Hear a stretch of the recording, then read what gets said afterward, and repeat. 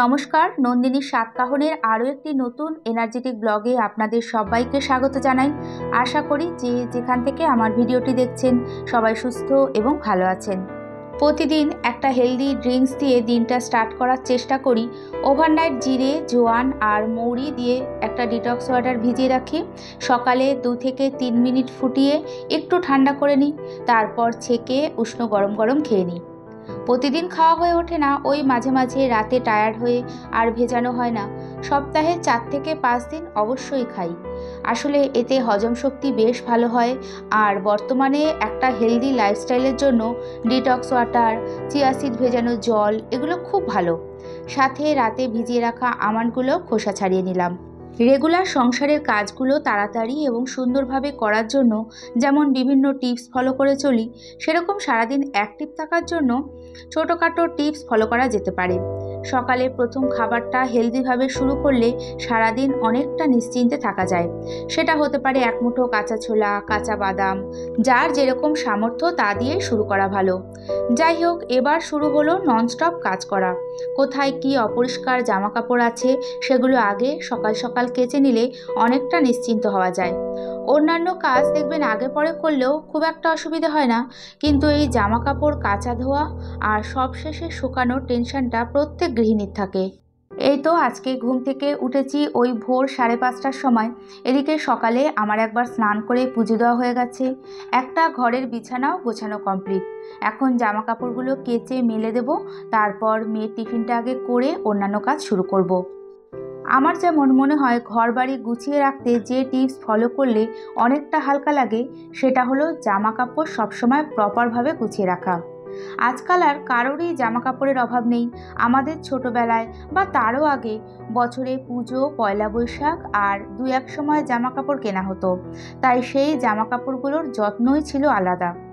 আর এখন ছোট থেকে বড় কার যে কত জামা কাপড় গুণে হিসেব করে বলতেও হয়তো পারবে না। যত জামা কাপড় ঘর তত মেসি লাগে। ঠিকমতো টাইম টু টাইম গুছিয়ে রাখলে ঠিক আছে, না হলে ওই খাটে চেয়ারে জামা কাপড়ের পাহাড়। ওয়ারড্রপ খুললে তো এত অগোছালো থাকে যে অনেক সময় খুঁজতে খুঁজতেই ঘন্টা পার হয়ে যায়। এদিক দিয়ে আমি বলতে পারেন শাড়ি, কুর্তি, চুড়িদার খুবই বুঝে শুনে কিনি। ইচ্ছে হলো কিনে নিলাম, পছন্দ হলেই কিনতে হবে, এই ব্যাপারটা অ্যাভয়েড করি।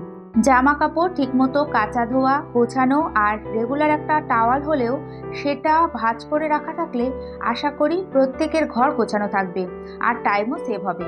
তারপর আর এমন সেরকম কোনো জিনিস নেই যেটা ঘর খুব বেশি অগোছালো করবে। এই টিপসটা মাত্র 7 দিন ফলো করে দেখতেই পারেন। এই তো তারপর মেয়ের টিফিনটা রেডি করে নিলাম। গাজর, বিনস ফ্রিজে কাটাই ছিল, ঝটপট করে চিড়ের পোলাও করে দিলাম। চিড়ের পোলাওটা আমি খুব একটা করি না, যত সম্ভব আমি এই নিয়ে 3rd টাইম করলাম, তাই অল্প করেই করেছি। এতে কোনো রকম তেল ইউজ করিনি, ঘি দিয়েই করেছি।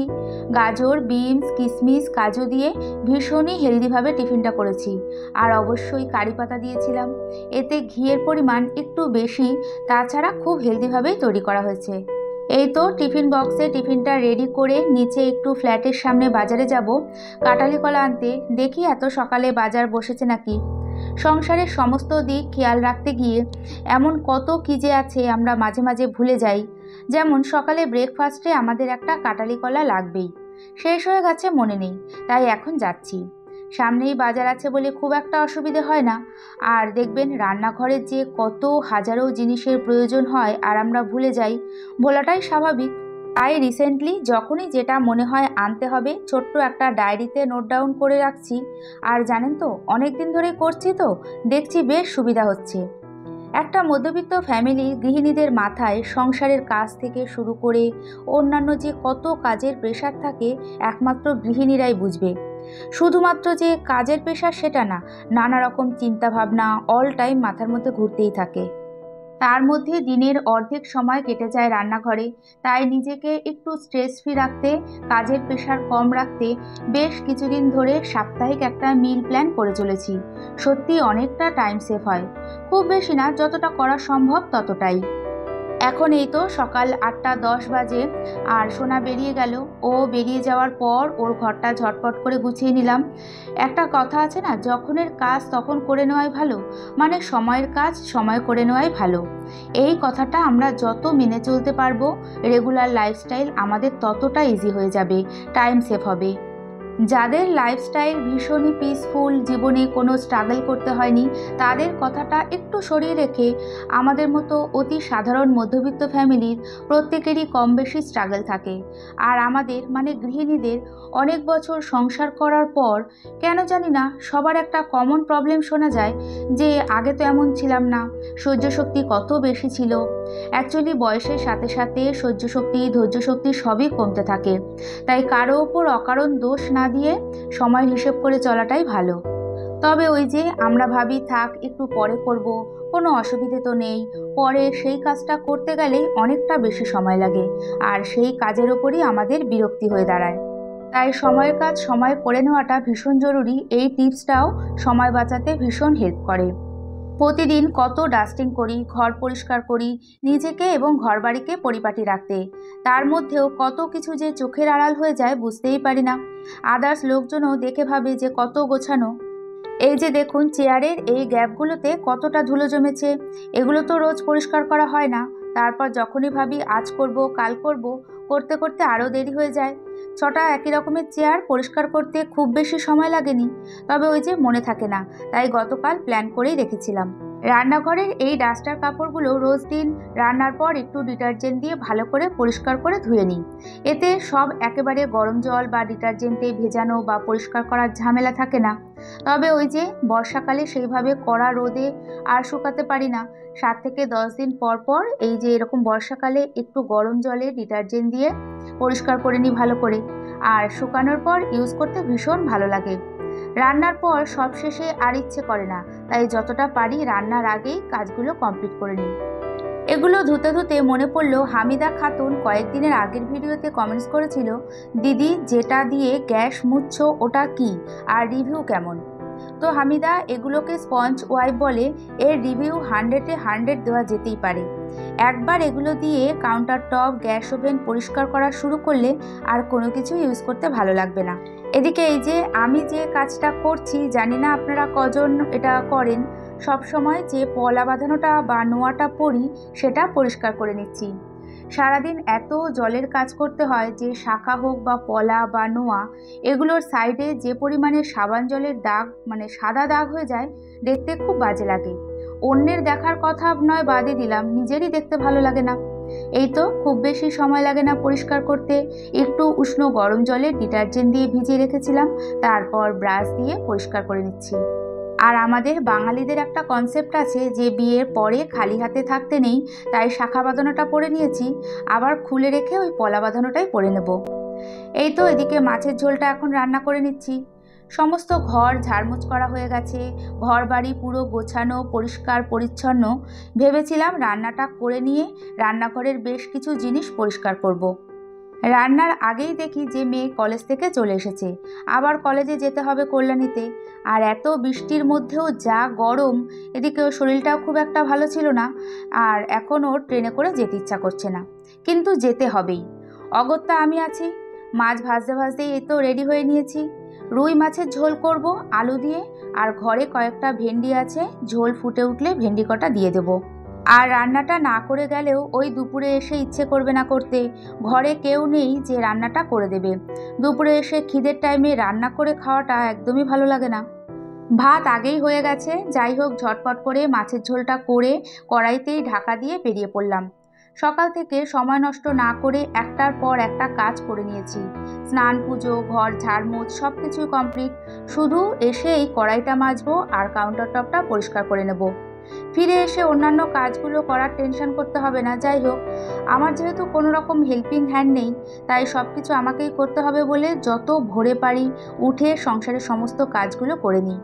এরই সাথে ভিডিওটি দেখতে দেখতে কোথাও এতটুকু ভালো লেগে থাকলে একটা ছোট্ট লাইক করে দিতে ভুলবেন না। আর ভিডিওটি কেমন লাগলো কমেন্টসের মাধ্যমে জানিয়ে চ্যানেলটি সাবস্ক্রাইব করেও রাখতে পারেন। সাথে পাশে থাকা বেল বাটন অপশানটিও ক্লিক করে রাখবেন। এতে ভিডিও নোটিফিকেশান খুব তাড়াতাড়ি আপনার কাছে পৌঁছে যাবে। আর কাজগুলো যদি আপনি অলরেডি করে থাকেন তাহলে আপনাকে জানাই অসংখ্য ধন্যবাদ। এই তো কল্যাণী চলে এসেছি। আপনাদের মধ্যে অনেকেই আছেন যারা কল্যাণীর বিখ্যাত ITI মোড়ের দুর্গাপুজো দেখতে এসেছেন বা শুনেছেন। দেখুন, সেই পুজো প্যান্ডেলের স্ট্রাকচার প্রায় রেডি। অলরেডি রাস্তার একপাশে ব্যারিকেড করে প্যান্ডেলের কাজ চলছে। কলেজের কাজ কমপ্লিট করে এই তো তারপর বাড়ি ফিরছি। বাড়ি ফিরতে ফিরতে প্রায় দুপুর 1:30 মতো বেজে গেছে। বাড়ি ফিরে খাওয়া দাওয়া করে রেস্ট নেওয়ার পর দুপুর ওই 3:30 নাগাদ AC সার্ভিসিং করতে এসেছিল। এইভাবে জল দিয়ে পরিষ্কার করার পর ঘরে প্রচুর কাজ থাকে। বেড কভার চেঞ্জ করা, ঘর পুরো মোছা, অনেকটা সময় লাগে। তারপর ঘর পরিষ্কার করে বেড কভার চেঞ্জ করে সকালের কাঁচা ধোয়া জামা কাপড়গুলো শুকিয়ে গেছে। এগুলোই এখন ভাঁজ করে নেব। এদিকে এই যে বাইরে চলছে তুমুল বৃষ্টি। জামা কাপড়গুলো ভাঁজ করতে করতে বেশ কিছু কমেন্টসের রিপ্লাই দিয়ে নিই। সুনন্দা কর্মকার মিউজিক থেকে আমার শর্ট ভিডিওতে কমেন্টস করেছে যে খুব ভালো বলেছো। তোমার রান্নাঘরের ওই হ্যাঙ্গিং র্যাকটাকে ড্রিল করে বসানো নাকি স্টিক হুক দিয়ে লাগিয়েছো, একটু বলবে? ওটা ড্রিল করেই বসানো গো। ওই স্টিকি হুকের রিস্ক আর নিইনি, ভারী তো, বাই চান্স পড়ে গেলে বিপদ হবে তাই। আনন্দ পুতুলের হেসেল থেকে লিখেছে আপনার ওয়াটার পিউরিফাইটা কোন কোম্পানির? আমার ওয়াটার পিউরিফাইটা হিন্দয়া কোম্পানির। আর সোহানা ওয়ালনেস থেকে আগের ভিডিওতে কমেন্টস করেছে লিভসগুলো খুব ভালো লাগলো। Thank you so much dear. আর হোম কুকিং থেকে লিখেছে ঝকঝকে তকতকে সুন্দর ব্লগ, খুব ভালো লাগলো। আবার একদিনের অপেক্ষা, পরশু আবার তোমাকে দেখতে পাবো। না গো, এবার একদিন না 2 দিন হয়ে গেল। অবশ্য ছোট্ট একটা শর্ট ভিডিও দিয়েছি, চেষ্টা করব যাতে আর গ্যাপ না পড়ে। ভালো থেকো। মাঝে মাঝে এত কাজের চাপ হয়ে যায় যে তখন নিজের পছন্দের ভালো লাগার কাজটাকে ইগনোর করতে হয়। শুধু আমার ভিডিওর ব্যাপারেই বলছি না, আমাদের মেয়েদের সমস্ত দিক সামলাতে গিয়ে, সংসারটাকে ঠিক রাখতে গিয়ে সারা জীবন শুধু কম্প্রোমাইজ আর স্যাক্রিফাইস করে যেতে হয়। তাও ওই যে দিন শেষে সংসারের শান্তিটাই আমাদের আসল শান্তি।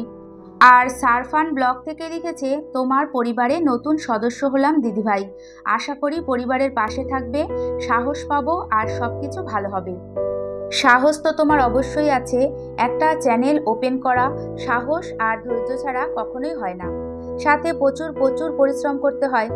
ওই যে বলেছো সব কিছু ভালো হবে, এই আশাটাকেই বাঁচিয়ে রাখবে, দেখবে অবশ্যই ভালো হবে। আর অগ্নিশা রয় লিখেছে অনেক সুন্দর হয়েছে ভিডিওটা, thank you so much dear. আর ফিউশন অফ টুম্পা থেকে কমেন্টস করেছে তোমার টিপসগুলো আমার ভীষণ ভালো লাগে আর তোমার কাজকর্মগুলো ভীষণভাবে প্রত্যেক দিন দেখি, তো আজ ফার্স্ট কমেন্টস করলাম, খুব ভালো লাগলো। Thank you Tumpa. এই তো ঝটপট করে দেখতেই পেলেন সমস্ত জামা কাপড় ভাঁজ করে নিলাম। আর কিছু প্যান্ট শার্ট আয়রন করতে দিতে হবে, সেগুলো একটা ব্যাগে ভরে রাখবো। তারপর সন্ধ্যের আগে ঘরগুলো সব ভালো করে একবার ঝাড় দিয়ে নিলাম।